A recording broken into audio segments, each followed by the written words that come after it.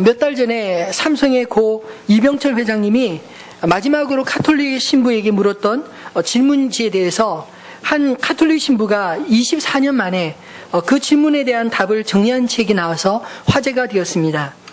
그 질문들 가운데 몇 가지를 소개하면 이렇습니다. 신의 존재를 어떻게 증명할 수 있나? 신은 왜 자신의 존재를 똑똑히 드러내 보이지 않는가? 신은 우주 만물의 창조주라는데 무엇으로 증명할 수 있는가? 신이 인간을 사랑했다면 왜 고통과 불행과 죽음을 주었는가? 신은 왜 스탈린이나 히틀러 같은 악인을 만들었나? 예수는 우리의 죄를 대속하기 위해 죽었다는데 우리의 죄란 무엇인가? 왜 우리로 하여금 죄를 짓게 내버려 두었는가? 인간이 죽은 후에 영혼은 죽지 않고 천국이나 지옥으로 간다는 것을 어떻게 믿을 수 있나? 성경은 부자가 천국에 가는 것이 약대가 바늘 구멍으로 들어가는 것에 비유했는데 부자는 악인이란 말인가? 지구의 종말은 오는가? 안타까운 것은 이 질문에 답을 준비하던 그 신부와 만나기 전에 건강이 악화되어서 건강이 좀 더 회복되면 보자 이렇게 말을 했지만 실제로 이병철 회장은 그 이후에 한 달 만에 타계하고 그 문답의 자리는 무산되었다고 합니다. 그의 질문들이 관심을 받는 것은 그가 한국의 제일 부자였기 때문입니다. 사실 모든 것을 다 가진 이 이병철 회장은 적어도 이런 고민거리 없이 이런 문제 없이 그렇게 살 것 같이 생각되지 않습니까? 모든 것이 다 잘 되어가고 있는 삶을 사셨던 분이신데 그럼에도 불구하고 그의 인생의 말년 폐암으로 자기의 삶의 하루하루를 연명하는 그 가운데 이런 질문을 던졌다는 것, 그것은 무엇을 의미할까요? 우리가 부자가 되고 싶은 것은 아무런 문제 없이 살아가고자 하는 그런 마음의 소원이라고 생각합니다. 근데 사실 이병철 회장님의 이 질문을 통해서 보면 우리 인생의 문제는 비록 부자가 된다 할지라도 다 해결되지 않는다는 것, 그것을 말씀해주는 역설적인 대답이 아닐까요? 우리 인생은 궁극적인 질문을 가지고 살아가고 있다고 저는 생각합니다. 사실 젊고 건강할 때는 우리가 애써 외면하고 싶은 그런 질문이지만 우리 인생의 끝이 다가오면 다가올수록 피할 수 없는 그런 질문이 있습니다. 언젠가 죽는다고 하는 이 실존적인 문제 앞에 사실 모든 것을 가지고 있다 할지라도 사실은 언제든지 모든 것을 빼앗길 수 있다는 그런 두려움이 우리 가운데 있기 때문입니다. 오늘 우리가 읽은 이 본문에서 한 부자 청년이 예수님께 와서 묻는 그 물음에서부터 이야기는 시작하고 있습니다. 이 이야기는 오늘 마태복음에만 기록된 것이 아니라 마가복음과 누가복음에도 동일한 이야기로 기록하고 있습니다. 이 사람에 대해서 마태, 마가, 누가복음을 종합적으로 살펴보면 이 사람에 대한 정보는 젊고 그리고 장래가 촉명되는 그런 관리이며 그리고 어렸을 때부터 율법에 신실한 착한 사람이었고 거기다가 모두가 부러워할 만한 그런 부자였다고 이야기하고 있습니다. 만약 이 사람이 결혼 정년기에 청년이라 할 것 같으면 가장 좋은 조건은 두루 갖춘 남자의 자격을 모두 갖춘 이 사람에게 도대체 무슨 문제가 고민이 있을 수 있을까요? 그러나 사실 이 사람에게도 내면에 깊은 갈망이 있었습니다. 바로 영생에 대한 질문입니다. 이 질문은 어떤 의미에서는 자신의 미래에 대한 막연한 두려움이기도 했을 것입니다. 이 청년은 자신의 질문에 대해 예수님이라면 뭔가 답을 가지고 있을 것 같아 찾아왔습니다. 사실 저는 말씀을 묵상하면서 이 청년이 참 대견하게 생각이 됐습니다. 적어도 부자이고 그리고 좋은 그 직분을 가지고 있고 그리고 젊고 모든 것을 다 갖춘 젊은이라면 아마도 이런 질문 없이 그냥 마음대로 즐기며 살 수도 있을 것 같은데 참 얼마나 대견합니까? 인생의 궁극적인 이 질문을 예수님께 와서 묻고 있다는 것 자체가 어쩌면 칭찬받을 만한, 아니 예수님이 이 청년을 참 대우를 잘 해주셔야만 할 그런 사람처럼 느껴지지 않나요? 그럼에도 불구하고 오늘 우리는 이 본문 속에서 이 청년과 예수님이 나눈 대화를 통해서 이 청년의 질문을 통해 우리 자신의 질문을 주님 앞에 던져보았으면 좋겠습니다. 그리고 또한 예수님의 대답을 통해서 우리가 질문한 것에 대한 주님의 대답을 얻게 되는 시간이 되었으면 좋겠습니다. 저는 오늘 말씀을 통해 저와 여러분이 우리 인생의 궁극적인 질문에 대한 궁극적인 대답을 오늘 이 말씀을 통하여 깨닫게 되기를 소원합니다. 이 부자 청년의 질문을 다시 한번 살펴볼까요? 선생님이여, 내가 무슨 선한 일을 하여야 영생을 얻으리까? 어떻게 보면 모두가 다 부러워할 만한 그런 조건을 갖춘 젊은이였지만 정작 그것이 전부가 아님을 알았던 이 젊은 청년의 질문에서 우리 인생의 깊은 갈증을 느낄 수 있지 않습니까? 이 질문은 단지 영원한 삶만 아니라 삶의 질이 풍성하게 원하는 마음을 표현한 것일 수도 있습니다. 어쩌면 이 사람 속에 수많은 갈등이 있었을지도 모르죠. 내가 열심히 애썼는데 왜 결과가 내가 원하는 대로 잘 되지 않지? 분명히 이루고 싶은 것을 다 이루었는데 왜 내 마음은 아직도 여전히 만족하지 못한 채 공허하지? 도대체 무엇이 문제일까? 아마 이 청년의 고민은 그런 질문으로부터 시작했을지 모릅니다. 근데 예수님의 대답은 뜻밖이었습니다. 자세하고 상냥하게 가르쳐 주시기보다는 도리어 책망하듯 그에게 다시 묻지 않습니까? 어찌하여 선한 일을 나에게 묻느냐? 그리고는 동문서답과 같은 말씀을 하고 있습니다. 선한 이는 오직 한 분이시니라. 한마디로 표현한다면 영생을 위해서 너가 선한 일을 찾지 말고 도리어 선하신 이 하나님을 찾으라. 그렇게 말씀해 주시는 것입니다. 무언가 더 확실한 방법을 찾았던 이 청년에게 예수님은 방법이 문제가 아니라 영생의 근원이 되시는 하나님을 보여주시기를 더 원하셨던 것입니다. 이 청년은 영생에 대해서 몇 가지를 오해하고 있었던 것 같습니다. 첫 번째 오해는 이 부자 청년은 영생을 어떤 성취해야 될 어떤 것으로 보았던 것입니다. 그가 돈을 많이 번 것처럼 또 젊어서 남들이 부러워할 만한 그런 지위를 성취한 것처럼 영생도 자신이 선한 일을 많이 해서 성취하는 것으로 그렇게 생각했던 것이 아닐까요? 아마도 그는 더 많은 선한 일을 하여야 영생에 도달할 것으로 생각해서 예수님께 영생의 길을 물었던 것 같습니다. 근데 그가 몰랐던 것은 구원이 자신에게서 나오는 것이 아니라 하나님이 주셔야 한다는 사실을 그는 잘 몰랐던 것입니다. 그래서 예수님은 그의 관심사를 그가 해야 될 어떤 일이 아니라 영생을 주시는 하나님, 그 분을 보아야 된다고 그렇게 가르쳐주고 있는 것입니다. 두 번째로 이 청년의 오해는 무엇이냐면 영생을 자신의 행위에 대한 보상으로 보았던 것입니다.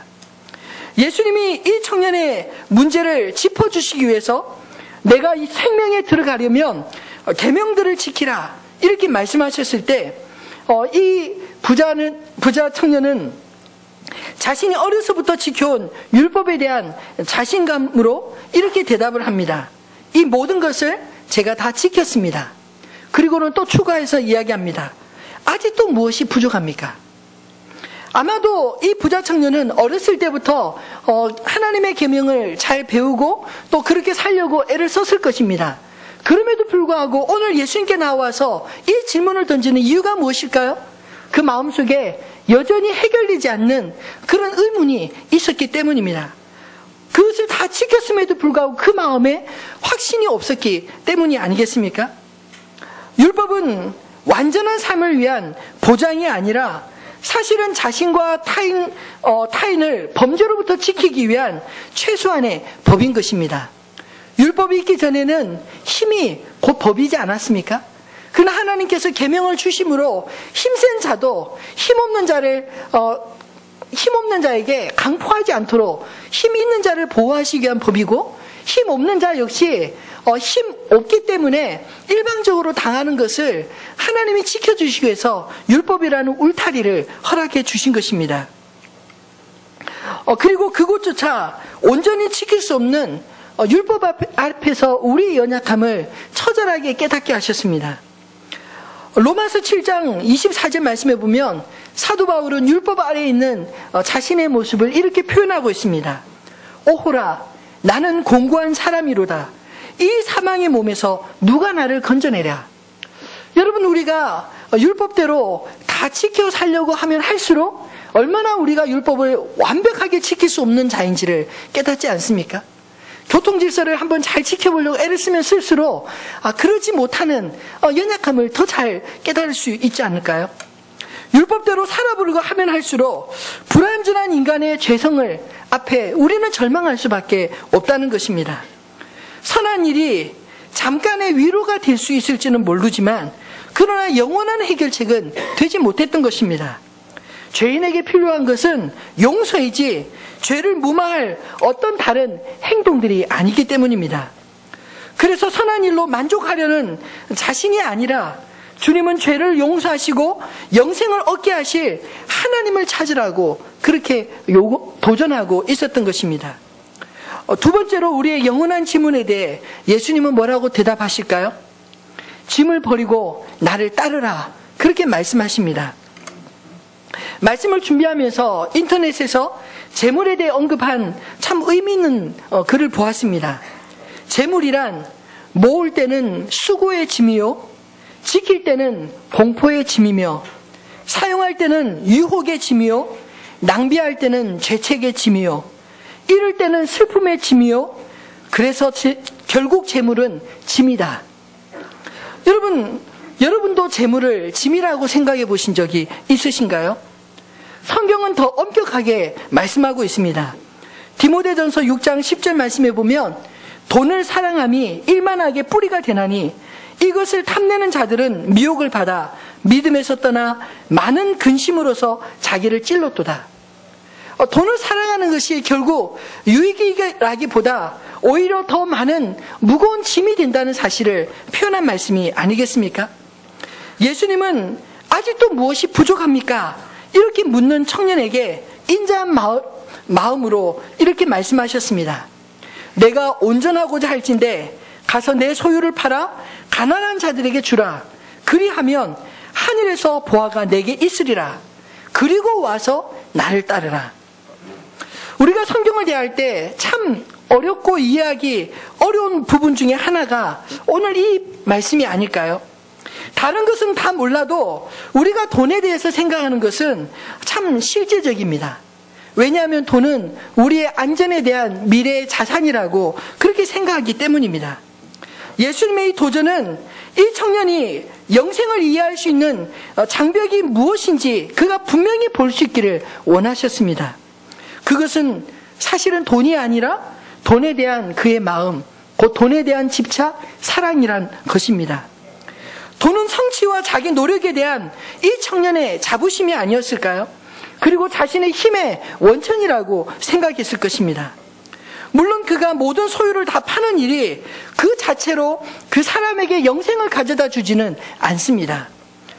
그러나 그 같은 철저한 순종은 이 사람이 예수님을 따르는 제자가 되는 첫걸음을 밟게 하는 것은 분명한 것입니다. 예수님이 강조하신 것은 재물을 팔아서 이웃에게 나눠주라는 것, 그것 이전에 나를 따르기 위해서 너에게 짐이 될 만한 것, 그것을 버릴 수 있느냐? 그런 질문이었던 것입니다. 사실 그가 영생을 얻기 원하는 마음으로 계명을 지킨다고는 했지만 그 계명들이 소극적인 면에서 살인, 간음, 도덕질, 거짓 증언은 하지 않았을지 모르지만 그러나 적극적으로 그 이웃들을 사랑하기 위해서 더 많은 노력은 하지 않았던 것입니다. 아니, 그보다 더 우선되는 계명, 10계명의 제1계명인 너는 나 외에 다른 신을 내게 있게 말지니라는 그 말씀의 의미를 그는 잘 이해하지 못했습니다. 마태복음 6장 24절 말씀에 보면 한 사람이 두 주인을 섬기지 못할 것이니 혹 이를 미워하고 저를 사랑하거나 혹 이를 중히 여기고 저를 경히 여김이라. 너희가 하나님과 재물을 겸하여 섬기지 못하느니라. 이 주님의 말씀을 그는 이해할 수 없었던 것입니다. 이 사람에게는 자신의 소유가 자신을 지탱할 수 있는 힘의 근원이요, 하나님과 같이 자신의 미래를 책임져 줄 수 있는 것이라 믿었기 때문입니다. 그에게 가진 모든 것을 팔라고 말씀하셨을 때 예수님은 그 사람의 안전과 정체성의 근거를 건드리신 것입니다. 청년은 자기가 만일 예수님을 따른다면 자신의 전 재산을 소유하고 있을 때보다 더 안전할 것이라는 사실을 믿지 못했던 것입니다. 그는 그래서 예수님이 제시하신 한 가지 요구, 즉 그의 온 마음과 삶을 하나님께 드리라는 그 요구를 따르지 못하고 오늘 말씀해 보면 슬퍼하며 돌아섰다라고 이야기하고 있습니다. 어쩌면 그는 영생을 얻는 대가가 너무 비싸다라고 생각하지 않았을까요? 그 사람은 자기가 할 수 있는 바가 무엇일까 궁금해서 예수님께 왔지만 자기가 할 수 없는 것이 무엇인지를 처절히 깨닫고 떠나갔던 것입니다. 저는 말씀을 묵상하면서 물론 예수님께서 모든 사람에게 다 가진 것을 다 팔아 가난한 자에게 나눠주라는 그런 말씀은 하지 않을 것이라고 믿습니다. 왜냐하면 우리가 다른 사람들에게 짐이 되지 않기 위해서는 우리 자신과 가족들의 필요를 돌아볼 책임이 우리에게 있지 않습니까? 그러나 만일 주님께서 우리가 그렇게 하시기를 원하신다면 우리는 무엇이든지 포기할 수 있어야 하는 것입니다. 이러한 태도는 우리와 하나님 사이를 가로막는 것을 없게 해주고 그리고 하나님께서 우리에게 주신 재물의 올바른 청지기가 되는 것을 배우게 되는 것이기 때문입니다. 주님은 이 청년의 질문에 대해서 우리가 가지고 있는 기본적인 그런 문제들을 짚으셨습니다. 너의 인생을 이끌어가는 것이 무엇이냐라는 것입니다. 영생을 얻기는 원하지만 그러나 실제로는 영생을 얻기 위해 예수님께 나아가지 못하는 그 원인이 무엇이냐라고 묻는 것입니다. 오늘 우리의 심령 깊은 곳에 주님이 나의 주인임을 고백하는 그런 은혜가 있기를 소원합니다. 말씀을 맺겠습니다. 오늘 예수님이 들려주신 답은 영생을 얻기 위해 십계명을 지켜야 되는 것도 자신의 소유를 다 팔아 구제하는 것도 사실은 아닙니다. 이 부자 청년의 질문, 아니 우리 인생에 실존적으로 던지는 모든 질문에 대한 답은 오직 예수님이십니다. 대학 시절 깜깜한 별빛 속에서 수천 명의 청년들이 김중건 목사님의 100가지 질문 가운데 한 가지 답을 외쳤던 그 시절이 말씀을 준비하면서 문득 떠올랐습니다. 진리는 무엇입니까? 이렇게 물으면 모든 청년들이 예수 그리스도 외쳤습니다. 한번 제가 몇 가지 질문 한번 던져볼게요. 예수 그리스도 한번 외쳐보시겠어요? 진리는 무엇입니까? 예수 그리스도. 진짜 생명은 무엇입니까? 예수 그리스도. 우리가 가야 할 길은 무엇입니까? 예수 그리스도. 어두움의 빛은 무엇입니까? 예수 그리스도. 아이들에게 먼저 가르쳐야 할 길은 무엇입니까? 예수 그리스도. 역사의 주권자는 누구십니까? 예수 그리스도. 네, 힘이 나지 않습니까? 이런 질문들 한 100가지를 앞에서 하나하나 외치는데 그 깜깜한 별빛 속에서 청년들이 다 같이 두 손 불끈 주먹을 쥐고 예수 그리스도 예수 그리스도 외쳤던 그런 기억이 떠올랐습니다. 여러분, 우리 인생의 영원한 질문에 대한 단 한 가지 대답은 예수 그리스도이십니다. 스스로 던진 이 영원한 질문에 스스로 돌아설 수밖에 없었던 이 청년의 문제는 무엇이었을까요? 그는 영생을 자신의 노력으로 성취해야 될 것으로 보았던 것이 문제였습니다. 그는 하나님보다 자신의 선행으로 영생을 보장받고 싶었습니다. 그에게 영생은 이상이었을 뿐 사실 현실은 돈이 우선이었습니다. 이 청년은 영생을 얻기 위해 자신이 치러야 할 대가만 생각했기 때문에 예수님이 그가 영생을 위해 치를 수 없는 그 자신의 대가의 한계를 보여주셨던 것입니다. 사실 영생을 위해 그가 치러야 될 대가는요, 아무것도 아닙니다. 재산이 아니었습니다. 저는 확신합니다. 예수님이 이 청년에게 자신의 소유를 다 팔아 가난한 자들에게 주라고 하셨지만 사실은 그것이 강조된 말씀이 아니라 나를 따르라는 말씀, 그것이 더 강조된 말씀이라고요. 예수님은 하늘 보좌를 버리시고 이 땅에 연약한 육신을 입고 이 땅에 오셨습니다. 우리 인간이 영생을 얻을 수 없는 죄악을 안타까워하시고 자신의 영생을 내려놓으시고 십자가 위에서 처절한 죽음을 맛보셨습니다. 우리가 치러야 될 대가보다는 사실은 예수님이 우리를 위해서 치르신 대가가 훨씬 크다는 것입니다. 그 주님의 대가를 우리가 어떻게 알 수 있습니까? 예수님을 따라갈 때 알 수 있지 않겠습니까? 주님이 가신 십자가 아래에서 우리의 무거운 짐이 벗겨지는 은혜를 맛볼 때만이 비로소 우리가 주님이 우리를 위해서 치르신 대가를 깨닫게 될 것입니다. 나를 따르라고 말씀하신 주님은 십자가 끝에서 당신인 자신이 우리를 위해서 치르신 그 대가를 친히 보여주고자 하셨던 것입니다. 예수님은 오늘 이 부자 청년에게 재산을 요구하신 것이 아니라 예수님의 삶에 초대하고 계셨던 것입니다. 예수님처럼 살아갈 때 예수님이 주시는 그 은혜를 마음껏 누리지 않겠습니까? 예수님을 만났던 삭개오는 주님이 요구하지도 않았지만 자신의 소유를 가난한 자에게 팔아 주었습니다. 바나바를 비롯해서 초대교회 성도들은 예수님의 십자가 아래에서 자신의 소유를 팔아 사도들의 발 앞에 내어놓고 형제들 가운데 핍절한 자가 없게 했다고 기록하고 있습니다. 하나님이 자신을 위해서 이루신 일을 더 크게 보는 사람에게는 모든 것이 다 주님의 것이 아니겠습니까?